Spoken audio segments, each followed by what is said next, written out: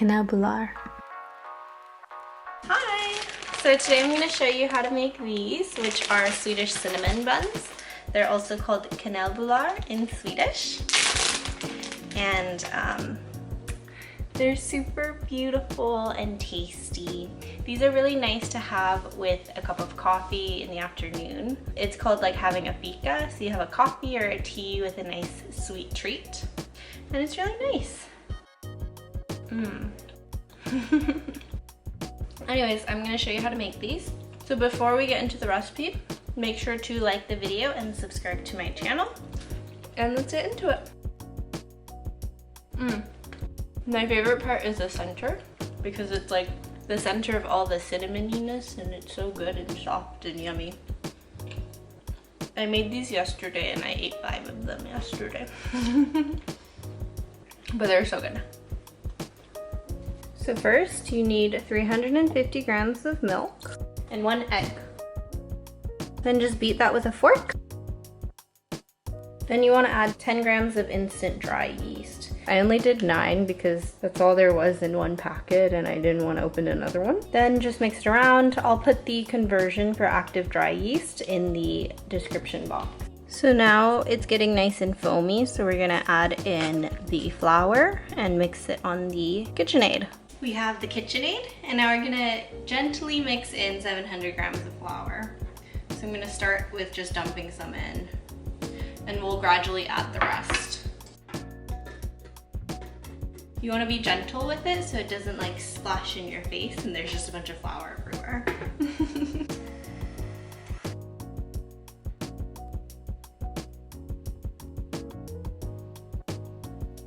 So now I'm gonna add in a stick of butter. So you wanna make sure to soften it before adding it to your dough. I put them in piece by piece and mixed until it was nicely incorporated. Then just make sure to push it down every once in a while. So now we're gonna add in 10 grams of cardamom, 115 grams of sugar, and 8 grams of salt. And then just mix it for another 15 to 20 more minutes until it's nice and like soft.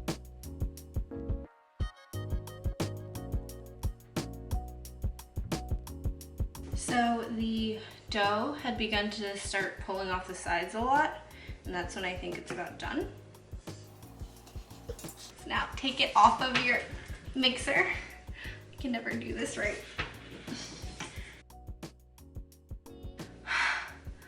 I don't understand.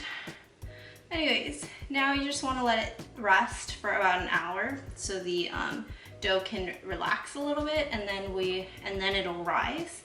And then we will roll it out and fill it. And we'll have cinnamon rolls. And I'll show you guys how to make the filling now, after I get this off. I really don't know how I'm gonna do this. Okay, so now we're gonna make the filling. Right here, I have 150 grams of softened butter. It's very soft. Then I'm just gonna add in 100 grams of sugar, 15 grams of flour, and then 20 grams of cinnamon. Strong. I'm gonna put a little bit of salt too. I don't know, 3 grams of salt. Very good. Now, just mix it together until it becomes like a nice paste. Do not try and do this with unsoftened butter because it won't work. And if you like cardamom more, you can also make cardamom buns, which is very similar, just with a cardamom filling instead of cinnamon. So this is our filling, and we're going to let it sit while the dough rests.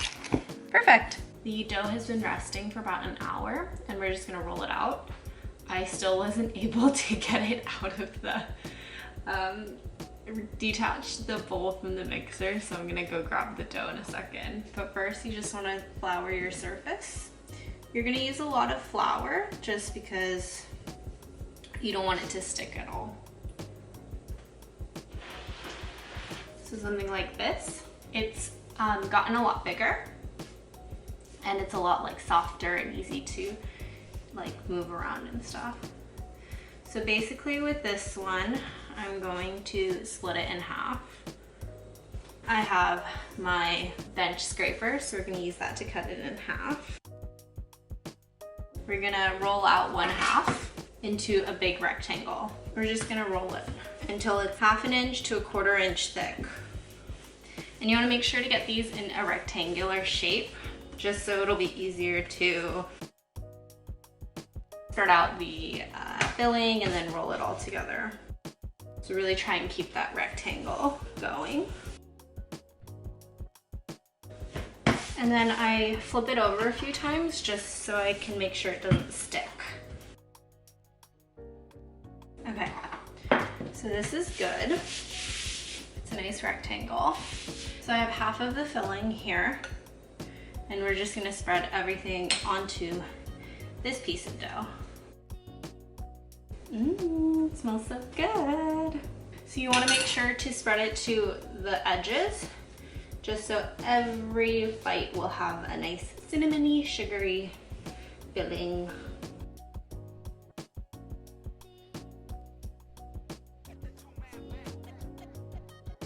So everything is nicely spread out, and we're just going to flip it over itself. That's why you want it in a nice rectangle, so it'll be easy to match the edges together.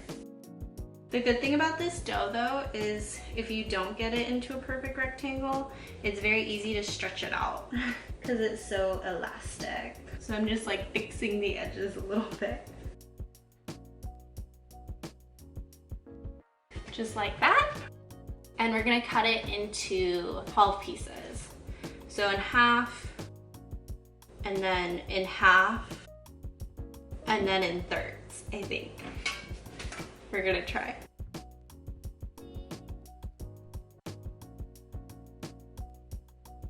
Okay, now we have 12 strips and we have to figure out how to roll them. You take your strip and you wanna roll it. You're gonna lose some filling, but that's okay. Just keep doing it. So you have this nice pattern, and then you're gonna take this and make a loop. So in here, you put this side down all the way in. So it looks like this, and then you take this side and you connect it. So then you have this beautiful like loopy pattern. They're like this. And we'll do a few more.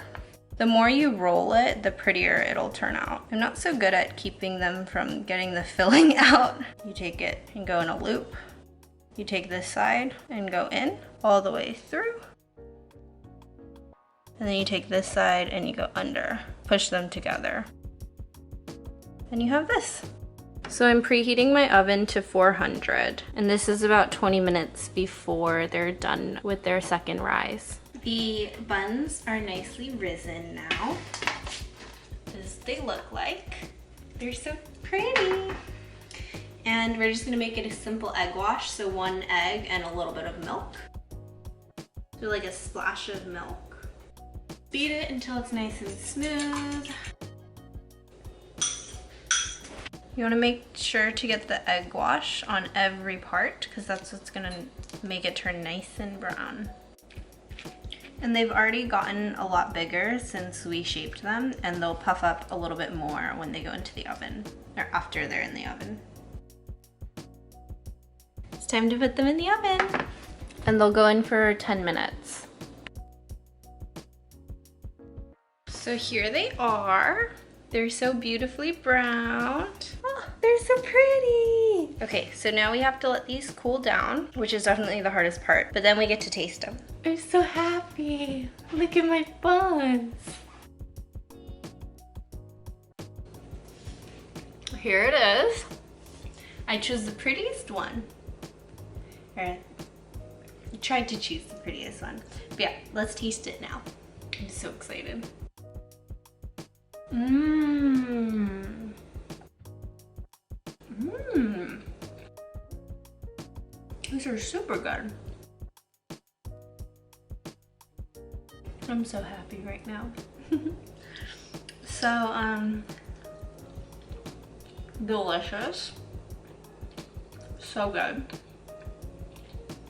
I can't stop eating it.